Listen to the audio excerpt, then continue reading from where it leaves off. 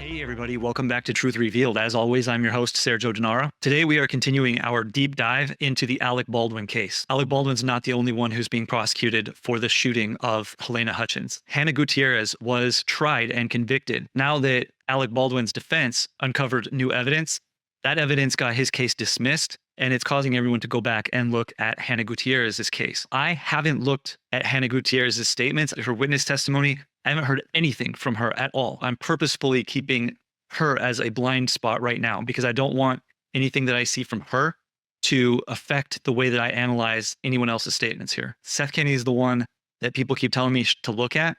So that's exactly what we're going to do today. We're going to dive in depth into Seth Kenny. Now, I suspect what had happened is the chemical had caused some kind of gooey layer, to my best guess. And so I noticed that they just didn't sound safe to me. It just didn't sound like I wanted, Hannah and Sarah to have to be dealing with something that seems odd.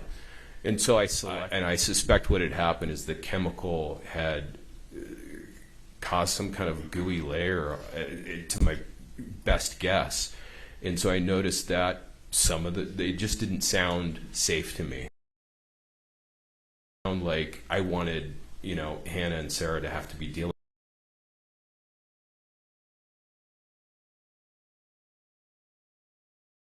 that seems odd. In depth into Seth Kenny. Now, I will say he is an interesting character, and what we're going to uncover today is going to blow your mind. It's crazy. So it's a lot of fun. This is the most exciting analysis that I've done in a long time. I'm really looking forward to showing you what I found. Before we get started here, I'm going to cover a lot less questions in this one. I am going to jump to the relevant questions, which means don't forget that I baseline people before I do any analysis. That means I walk through their whole statement and I underline and I highlight without analyzing. I'm just highlighting things that are typical indicators of deception and verbal anomalies. So if somebody repeats certain words like they say, I went to the store, I will highlight that. After I get done, I go back and look for a baseline and see if the fact that someone like Seth Kenny repeats certain words in a sentence that are irrelevant words like the fact that he repeats those, does that mean anything? Is it just a quirk? And I pieced everything together and come up with his baseline. So for example, in his statement, you'll notice that he does repeat words like that, and it is meaningless. It doesn't mean that he's being deceptive when he says the. It doesn't mean there will be an indicator of deception right after that, but the indicator of deception is going to be what comes after it, not the doubling of that word, because for him, that's a baseline. Please don't forget that. I can baseline anybody. I just need enough of a statement, and I really don't need that much. People's quirks, their mannerisms come out very quickly. I get a lot of comments that people are like, oh, don't analyze me. I use this word over and over again. Well, that doesn't mean anything. If it's just a word you use over and over again, I edit that out and I just consider that your baseline. In the videos before, I was trying to show you the baseline so that you could recognize the deception, but it made the videos too long. So the first thing that I want to cover is that there's a right way to speak. And I want to explain what that means. The way people talk is not completely unique and individual. Let me give you an example. Your brain does not have the ability to focus on two things at the same time. You cannot do two tasks simultaneously. You can't think of two different things simultaneously. You can only do one at a time. The more you focus attention on a second task, the less you're focusing on the first task. So if you're multitasking, it means that your attention goes from 100% on what you're doing down to like 50% on two different things. Technically, you have a limited amount of focus. So how are people able to speak? Because you have to think, to process, remember. You have to pull words out of a part of your brain that remembers language. Simultaneously, while you're thinking, you add the word to that nebulous thought and it comes out your mouth in almost real time. So you can only multitask insofar as speaking and thinking at the same time, because the language part of your brain is a different part of your brain. That means that the only way that you can speak is honestly and truthfully if you don't edit what you say, because that part of your brain is subconscious. It is going to pull accurate representations of your thoughts. That part of your brain cannot edit for you. It will pull the right word, and then you can edit that word if you don't like it. If you want to be deceptive, then you have to change the right word to the wrong word. That is very important to us because they cannot say something that they're not thinking. Literally, you can't pull a word that's not associated to a thought that you're having. And this is relevant because you're going to see words put into a sentence that don't make sense. It's either going to be a word that while the person is thinking of the next sentence, what they're going to say after they're done saying this current sentence, they're thinking about what they're going to say in the next sentence, and they accidentally say a word from that sentence.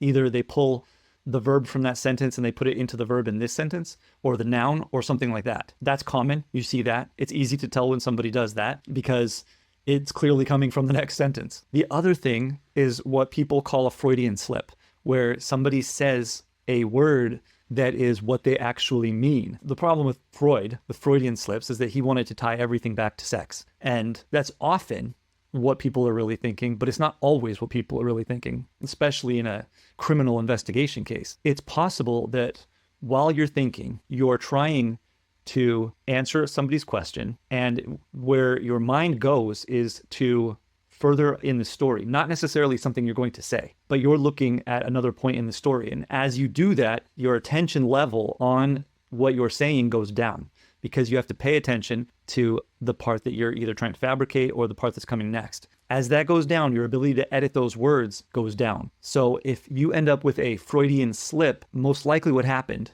is the part of your brain that controls language sent a word, and that word was the truth, and you decided that you were going to edit that word and be deceptive, but your mouth hadn't caught up to where that word goes yet. And then when your mind left and walked away and started thinking about something else, you couldn't consciously change that word, and the true word slips in there because your mouth is just going and your attention is diverted. Hopefully that makes sense. What all that means is that there's a right way to speak, and if you're seeing something that's not the right way to speak, it's due to editing. So it's deceptive. Everybody speaks relatively the same way, minus the baseline. What holds most people back from being born deception detectors is that they refuse to accept that principle.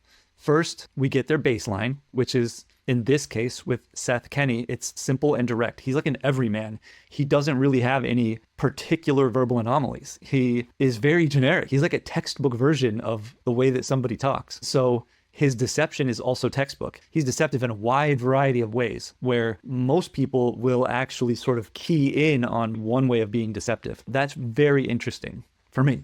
Hopefully it's interesting for you too. All right, why do people have so much difficulty accepting this? They want to believe that people are unique and that the way they speak is unique, and it isn't. It's not unique. Why is it so difficult for people to accept this principle? It's a self-defense mechanism, because people want to continuously portray that there's no way to read deception. And that way, when they get into a situation where they want to lie about something, they can say, well, that's just how I talk. And it isn't. Everyone talks the same. Our DNA is all almost exactly the same as each other. Our brains are all developed the same way, and we all function the same way. So if you can accept the idea that the mind works the way that it works, and you're no different than anyone else, once you come to terms with that, it allows you to find the deception in other people. So let's move on. Number two, what I want to cover in this video before we go into Seth Kenny's statements, and we're going to see all of these. These are examples from his statements. Distancing. Deceptive subjects will attempt to distance themselves from the specific items, actions, or people who they know are involved in the incident in question. Look for this distancing and don't just accept what they're saying. Distancing is an indicator that you want to continue to push on. Now, I'm talking as an interrogator. When you see somebody distancing themselves from something, don't call them out on it. Just keep asking them questions about it. Don't let them know that you know that they're distancing. Just continue to ask questions about it, because it's extremely sensitive for them. So we'll see a lot of that, and I will show you where that comes up. Number three, an honest answer. This is really important. And this is one of those objective things. This isn't subjective. Deception tags, for example, are subjective. Your deception tags are going to be different than mine. However, this is a universal objective indicator of deception. Another example of universal deception indicators is misuse of pronouns. If I say we went to the store, it means two people. There's no way for me to have gone by myself and say we went to the store. It's just objectively wrong. An honest answer takes 3 lines or less, unless the question is to describe something in detail. When I say 3 lines or less, I mean with normal margins and 12-point font. So on my screen here, you will see some areas in here where I start numbering on the side. In an open statement, a person is going to speak at a rate of 3 lines of text per hour. That's normal description. If they go over that, you're getting into the realm of over-describing. That's sensitivity. If somebody becomes sensitive on a topic, it's either through deception or you want to make sure they're not just really describing something that's important to them. If I tell you I went out and I bought a new sports car today, yeah, I might give it more than 3 lines. I might give it 4, 5, maybe 6, 7 lines, because that might be really important to me and I'm just describing the car a lot. But if I'm not a super car guy and I'm taking a long time to describe the car, it might be because I don't want to tell my wife how much I spent on it, right? So it becomes an indicator of deception. The reason that that's an indicator of deception is because lying causes stress. And it's sort of like if you go bungee jumping or skydiving, you get up there, you get up to the edge of the platform, they count down and you say, okay, I'm going to go on 1, 2, 3. And then you just ease over the edge. That's what you're doing on paper here when you're trying to lie. So it's hard to lie. It causes stress. It's kind of like getting to the edge of that platform and you got to jump off and you slowly ease yourself into it instead of just 1, 2, 3, jump. That's mentally what you're doing is the same thing that you do physically all the time when you're about to do something that you don't really want to do. I mean, you want to do it. Maybe you feel like you have to do it, but it's not something that intuitively you want to do. So when your response hits 4 lines, it becomes questionable. When you hit 9 lines, it's 100% deception. If it takes you 9 lines of text to answer a yes or no question, you can say definitively with 100% certainty they're lying, unless they're describing something in detail to you. But if they're randomly describing stuff that's not related to the question in detail, then that is deception. Okay, so between 4 and 9 can be deception, and it oftentimes is. It usually is. Once you hit about 5 or 6 lines, that's almost always deception. Once you hit 9 lines, 100% of the time. Number 4, if information is not mentioned, then it's not important. Hold on. If information is mentioned, then it is important. Duh. If information is excluded, then it's doubly important. Okay, what does that mean? It means that when I get up in a day, I do a lot of things. And I'm not actually going to tell you everything that I did today. If I tell you I made a peanut butter and jelly sandwich, I'm not going to tell you I got the bread out, I opened the bread, I took 2 slices of bread out. I skip over a lot. That's what I mean by if information is not mentioned, it's not important. If information is excluded, that means that it pops up in my mind. The first one I'm telling you here is if information is not mentioned, it's not important. That's information that doesn't actually come into my mind. Like it doesn't even occur to me to tell you. Now, if it does occur to me to tell you and I cut it out, omission, that's doubly important. Anything that I exclude from telling you is really important. What's in the middle there is what's usually overlooked. What is mentioned is important. That is important for us to remember. If somebody tells you something in an open statement, just because you don't care about that detail, doesn't mean that detail is not important. It means it is important to them. There's something about what they said that's very important to them, or they wouldn't have said it. It's not the same as opening a door in order to walk through it. So we'll keep that in mind. The last thing I want to cover is out of sequence information. That is information that is added in by the subject. It's directly related to number 4 here. It's added in by the subject that doesn't make sense to the interrogator until we understand the full story. In number 4, if somebody tells you something and you don't know why, like you don't care, why are they even saying this? That is out of sequence information that is important, and we need to remember that. It's not as important as excluded information, but it's not something that you want to just forget about, because if they told it to you, you shouldn't forget about it. That being said, let's get started. Let's get these bad boys on here so I can see. All right, let's get starting with direct questioning. We are going to cover direct and the cross-examination, but I'll tell you that in this episode, we're not going to get through everything because it's going to take a while to get through this. What you want to see is actually in this first episode. So during the filming of 1883, were there coaching sessions that included real firearms? There were. Then at some point, it was decided. It was decided is passive.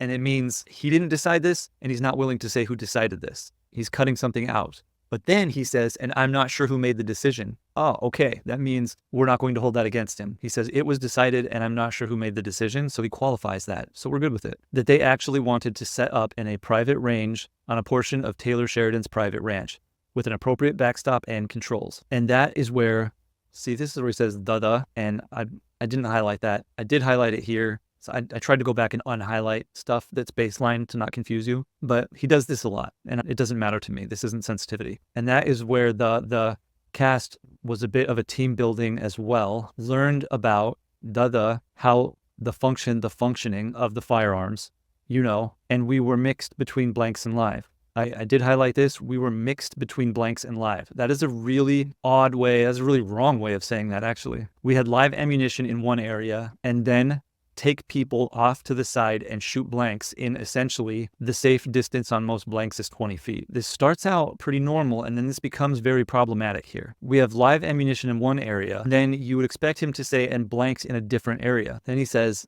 then we take people, take is present tense. This is a memory, and he should have said, we had live ammunition in one area, and then we would take people off to one side and shoot blanks in a different area. That's just how you talk in complete sentences. And then he should have gone on to explain that other area is essentially an area where we leave about 20 feet, as 20 feet is essentially the safe distance to fire blanks. Instead, it comes out as, and then we take people off to the side and shoot blanks in essentially the safe distance on most blanks is about 20 feet. Big sensitivity here. I don't know what about this event is causing him sensitivity yet. This is deceptive. This means he's editing. The fact that he's not speaking in complete sentences, he's speaking in present tense and not past tense, this indicates editing and indicates sensitivity, but I don't know what the sensitivity is about yet. We're just going to take a mental note and keep going. And do you recall what kind of caliber weapons the cast was using to shoot that live ammunition from? He says, in 45 Colt or 45 long Colt, both are okay, both terms. Was all of the 45 long Colt live ammunition that was used for the training camp on 1883, was it all used up?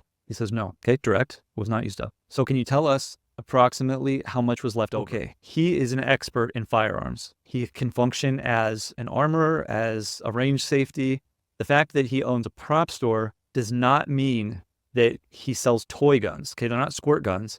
He is an actual gun expert. And so I expect him to speak like an expert. If your mom is having appendix surgery and you go in to the hospital and the doctor comes out and says, I just want to let you know that I took this big sharp thing and I just cut your mom open and there was a bunch of squishy things in there and one of them didn't look right. So I decided that I should probably cut it out. If a professional is speaking in terms that you would expect a non-professional to speak in, that's problematic language. I wasn't even certified as a range safety or an armorer or anything like that in my career. But I can tell you that I knew exactly how many rounds that I came home with because I went with boxes of rounds and the armorer would always come out with boxes of rounds and they would mark down on the sheet, they're giving us 300 rounds. They give us 6 boxes. And then I would dump all the rounds out, put them into my cargo pockets.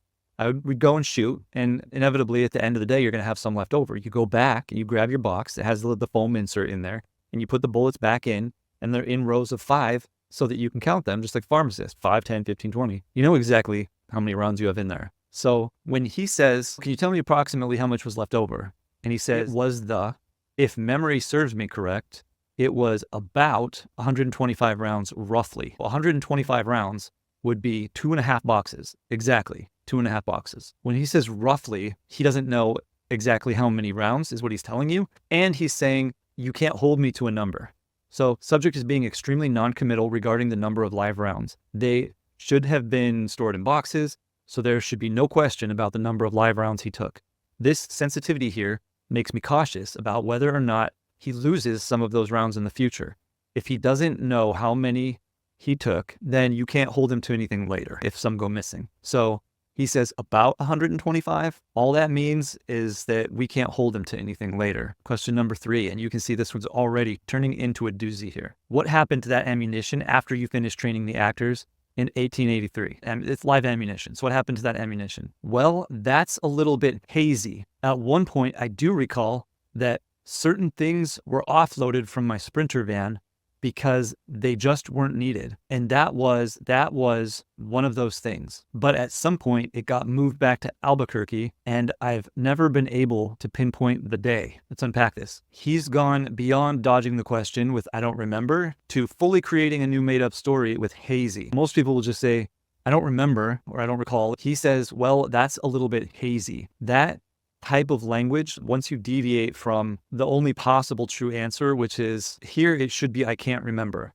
because he'll tell you later that he has tried extensively to remember what day it was. But regardless, even I don't remember has an element of honesty to it. At least I don't remember means it's not on the top of my head and I'm not willing to think about it. This immediately indicates there's a problem with this statement here. All right, no commitment to the live rounds. He says certain things. So I do recall that certain things were offloaded. The question is, what happened to the ammunition? He says certain things were offloaded. That doesn't mean that the rounds were offloaded. It means that things were offloaded from my Sprinter van because they just weren't needed. He has not said that the rounds were taken out of the van. Then he says because, which is an explanatory statement, and they just weren't needed was a negative statement. We have deception here. At this point, we have a couple indicators of deception. He also says they were offloaded. I skipped that one here. That's passive voice.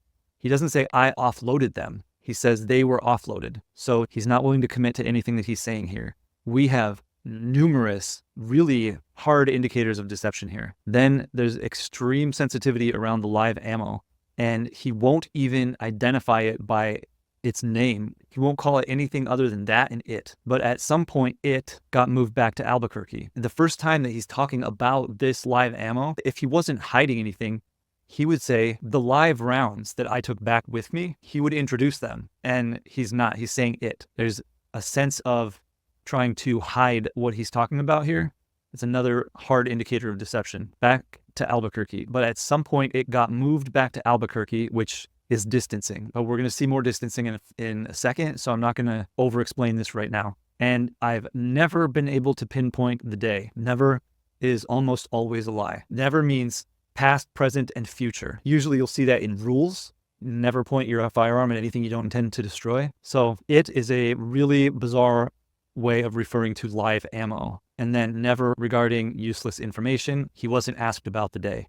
So I explained to you never, but I didn't talk about the day. What was he asked? He said, what happened to the live ammunition after you finished training the actors? He says, and I've never been able to pinpoint the day. That is extremely sensitive, out of sequence information.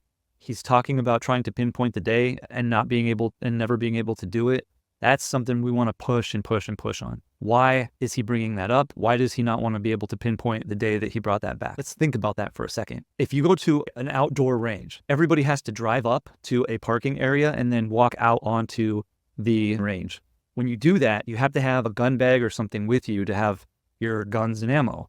And usually the armorer brings the ammo, and we'll set the ammo up at a table and then distribute that ammo to people and mark down how many rounds were given to each person, whatever. At the end of the day, you pack up your stuff. It's not uncommon for one person to say, hey, I'm going out shooting tomorrow. Is it okay if I take 10 boxes with me? And the armorer almost always would be like, sure, no problem. Let me just write that down, just give you the ammo, and you go home with it.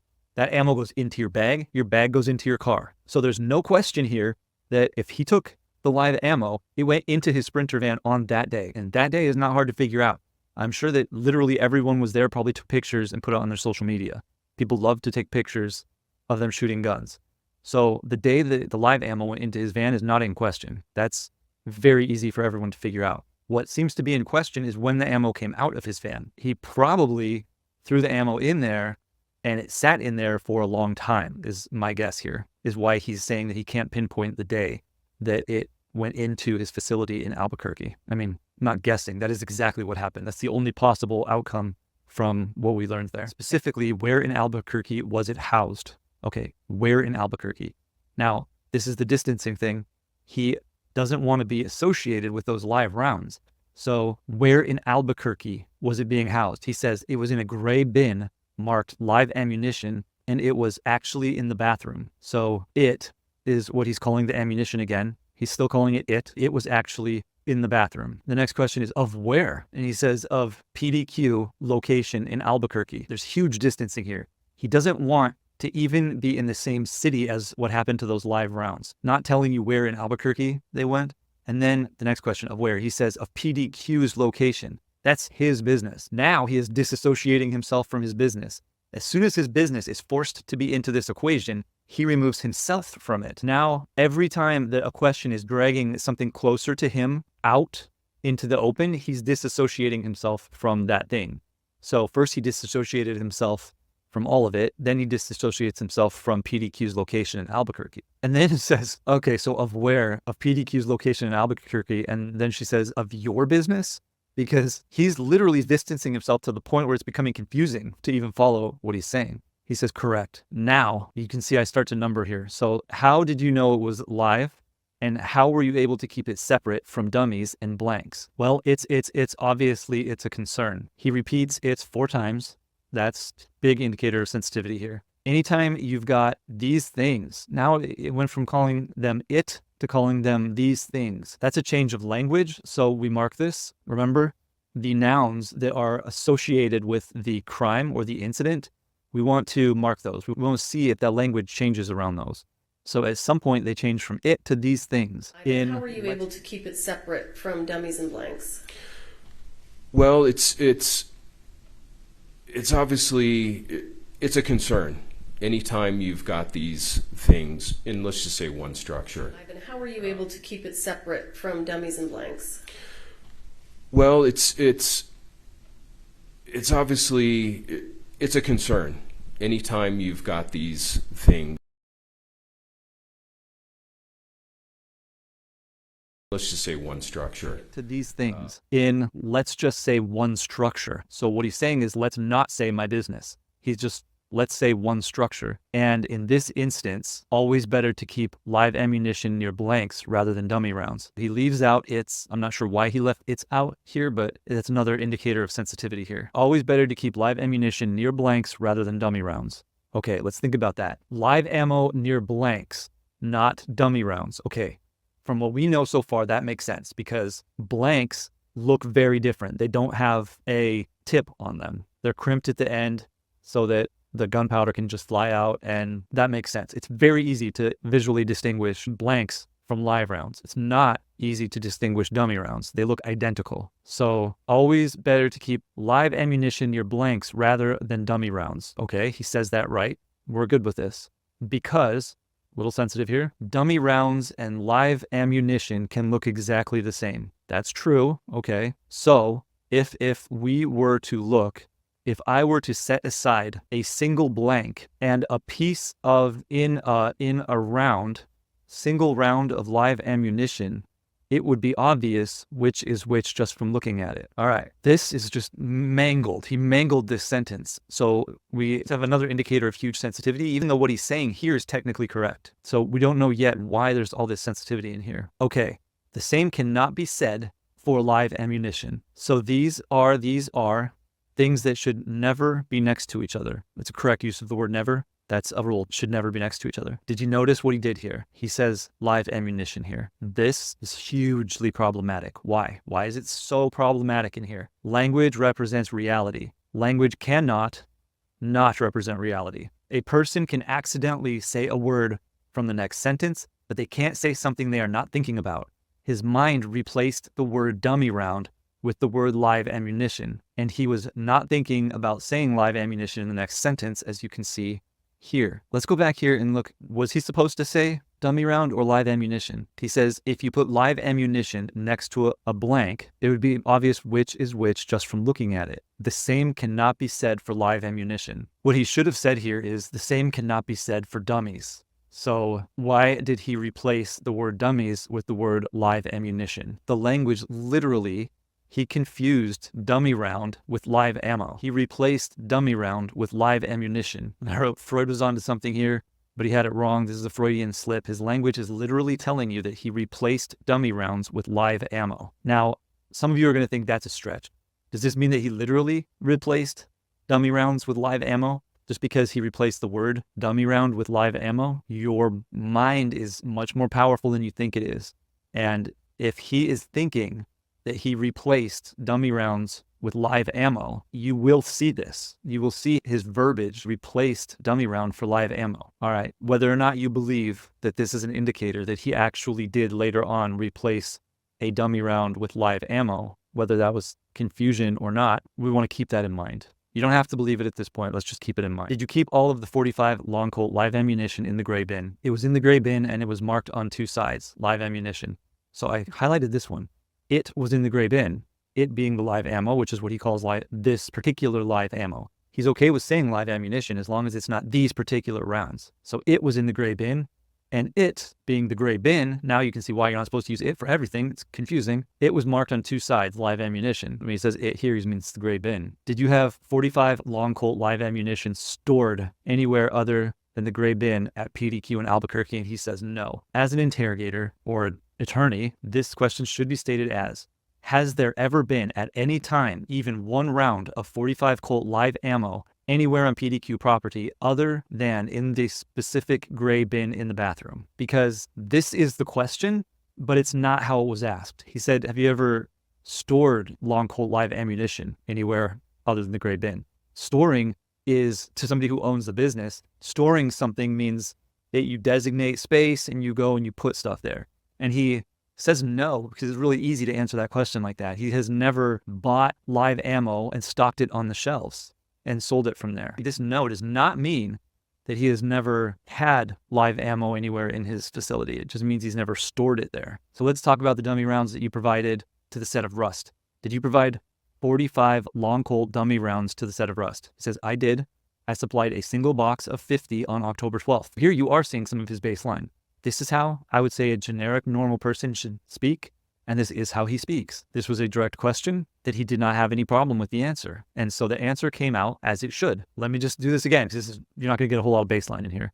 Let's talk about dummy rounds that you provided to the set of Rust. Did you provide 45 long Colt dummy rounds to the set of Rust? He says, I did. I supplied a box of 50 on October 12th. He actually speaks just like a normal person. He does that through all the rest of his testimony on all the other questions too. So the sensitivity that we're seeing is massive sensitivity. Where did those dummy rounds come from? They had just come off the day prior from the prop truck in Texas from, and it means the set, from 1883. Again, very direct answer. They came off the prop truck. Now this is the part that's going to blow your mind, or at least I hope it does. I geek out about this. When you took the dummy rounds that you supplied to the set of Rust from the prop truck on 1883, walk us through what you did with them. Okay, what you did with the dummy rounds. Now we're numbering here. How long does it take him to say what he did with the dummy rounds? I would give him up to 3 lines to say, this is what I did with them.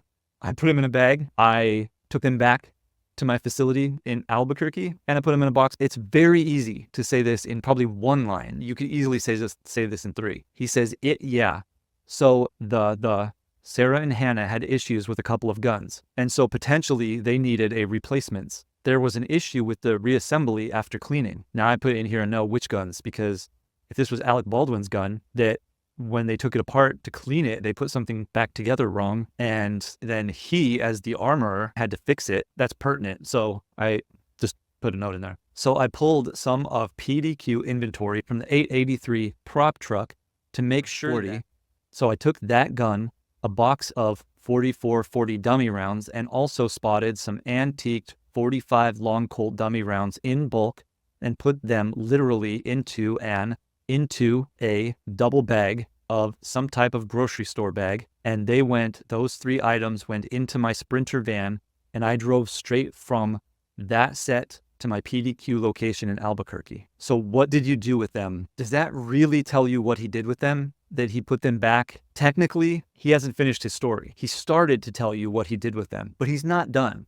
All he said is that he put them in his van and drove back to Albuquerque. We assume that he didn't mail them back to himself and then drive and then grab the mail. Like, what he told us is not new information yet. What he did with those still hasn't been answered, especially not in his mind. But we're 9 lines into his statement here. Let's look at this. The doubling of grocery bag is important. He says into a double bag of some type of grocery store bag. That is important information. Why is it important? Because he said it. So it's important. Now it's probably something that most people are like, who cares? He put it in, he doubled a grocery store bag. That's important. So we need to figure out why. Now to me, and I just happen to have a ton of experience with this, I'm looking at this from a little bit different lens. If you don't have a lot of experience with firearms, you might know that the doubling of that bag is important, but you probably won't know why. Let me just tell you that I've been retired for 5 years. I'm still finding rounds in random places, like cargo pockets of pants. I turned in a lease on the truck that I was driving when I retired, and they called me later that day when I turned it in, and this was like 1 year after I'd retired, and the guy was like, hey, I need you to come back here because there's a whole box of rounds under one of the seats. If you deal with rounds on a regular basis, they're your life, like they are for him. They're not shocking the way they are to people who don't deal with guns every day, and they have a tendency to just sort of end up in a lot of different places, especially if you're not super organized. So we'll have to see if Seth Kenny is a super organized, like OCD organized type of guy, or if he's sort of a throw things wherever they like guy. When he says in bulk, he means that they were not in their own packaging. meaning they were loose rounds. Later on, you'll see when he says in bulk, he means not individually packaged. Here, when he says that they're in bulk, this is an assumption on my part, but the term in bulk usually means by the thousands, and he very clearly tells you he has somewhere around 125. So he does not mean the number when he says in bulk. So I'm assuming that he means the packaging style, which is not individually packaged. If they weren't loose rounds, he wouldn't have to put them into grocery bags. So this reaffirms that they're probably loose rounds. Now, back up to A here. The doubling indicates to me that rounds probably spilled out on the floor of his van and he had to scoop them up because if there's even a little tear, I've done this. There's even a little tear in a grocery bag, in those thin grocery bags, then rounds will just start to fall out. Especially if you dump them in, they're going to tear that hole open and dump out. He says he had to double the bag, which means that those dummy rounds, I'm pretty certain those dummy rounds went right through the first bag and hit the floor. And then he had to scoop them up. Keep in mind that for some reason, he's very sensitive about taking all that box of live rounds of the exact same types of rounds, but live rounds that he had in his truck for an unknown period of time. We know when he put them in there, he just won't say when he took them out. So that other box of live rounds had been jingling around in his truck for some undisclosed amount of time, which he does say was at least months. He previously overemphasizes that he didn't know how many dummy rounds there were, meaning that he could have scooped up an extra round off the floor and he wouldn't have been able to tell that it was extra. Okay, so we're starting to put some pieces together here. Most likely, having a box of live rounds just sliding around in his Sprinter van over the course of months, most likely they spilled out at some point, which is probably why he didn't take the box out right away. Because if the box spilled and he just didn't want to have to clean up a bunch of rounds, he probably just let that sit there for a long time. And you'll see that he does find rounds, just live rounds randomly in his Sprinter van at random times. So what did you do with the 45 long Colt dummy rounds? Okay, so he didn't actually answer this yet. So what did you do with them? These are the dummy rounds. Because he hasn't answered it, we're going to keep numbering because he hasn't answered it. So it's kind of an odd thing to say it. So we want to find out, is this a very pertinent, is this a very relevant fact here? Let's find out. It's an odd thing to say it because there were probably a considerable amount of money in firearms in the van at the time, and they were headed back to California. I slept in the van with the guns behind closed gates, but that's just what you have to do. So it wasn't until the morning of the 12th that they were brought into the, my place, the PDQ's location in Albuquerque. So What did you do with the 45 long Colt dummy rounds that you brought from 1883? It's kind of an odd thing to say, but because there were probably a considerable amount of money in firearms in the van at the time that were headed back to California, I slept in the van with the guns.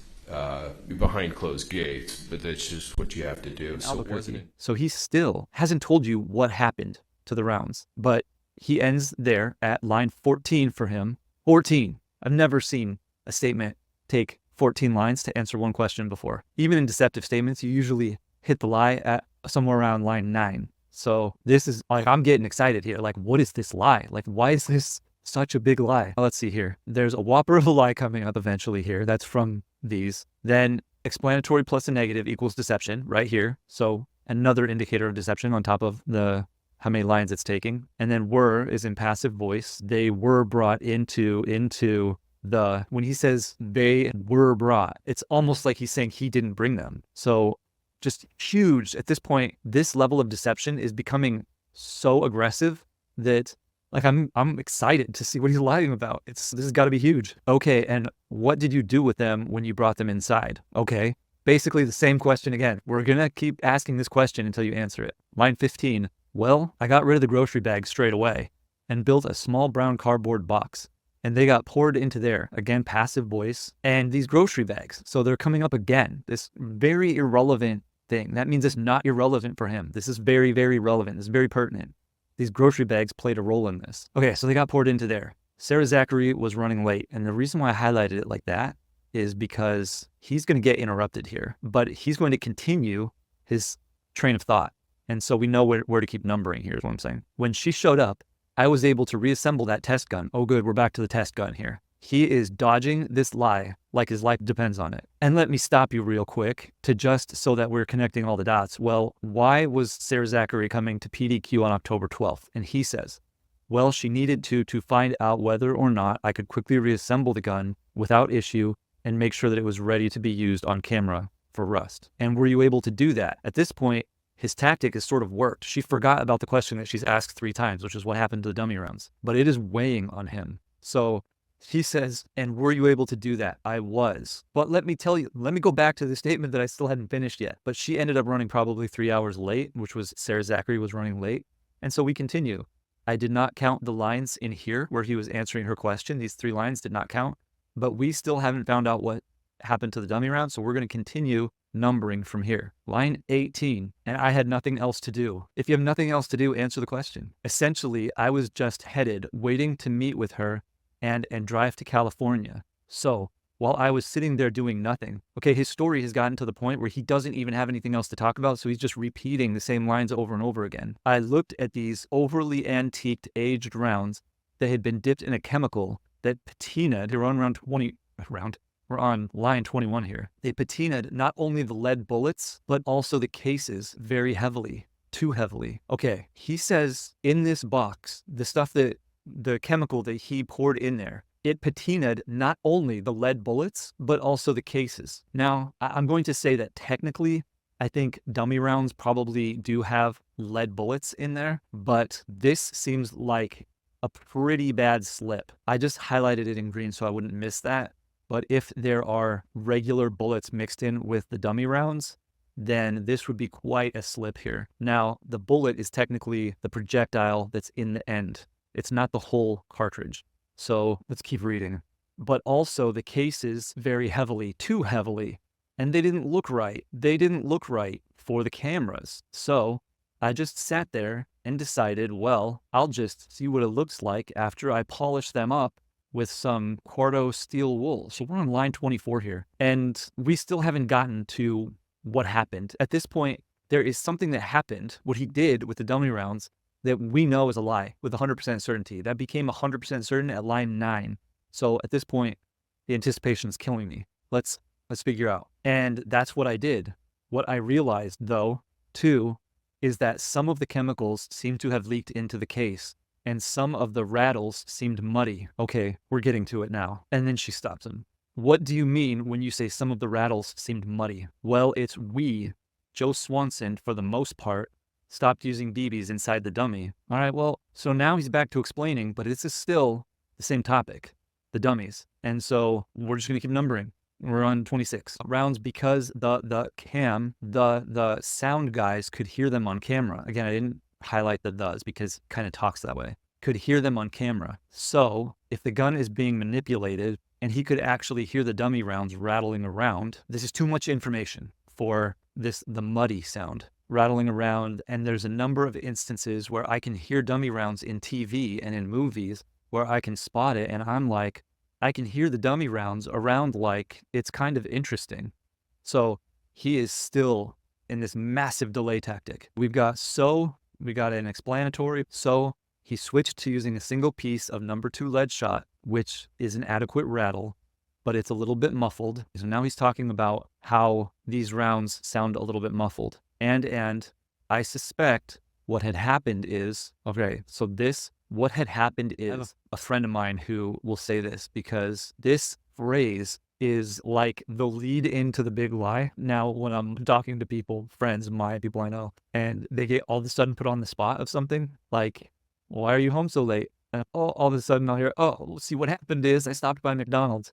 So I hear this a lot. What happened is, they do that as a joke. So what happened is, here's the lie. The chemical had caused some kind of gooey layer. All right. So you've probably heard this before. This is probably why everybody thinks he's so shady. It probably caused some kind of gooey layer, to my best guess. This seems like a deceptive statement, and everybody who has seen this without any training at all thinks this is odd. And I suspect what had happened is the chemical had caused some kind of gooey layer, to my best guess. And so I noticed that they just didn't sound safe to me. It just didn't sound like I wanted, Hannah and Sarah to have to be dealing with something that seems odd. And so I suspect what had happened is the chemical had caused some kind of gooey layer, to my best guess. And so I noticed that some of they just didn't sound safe to me. Sound like I wanted, Hannah and Sarah to have to be dealing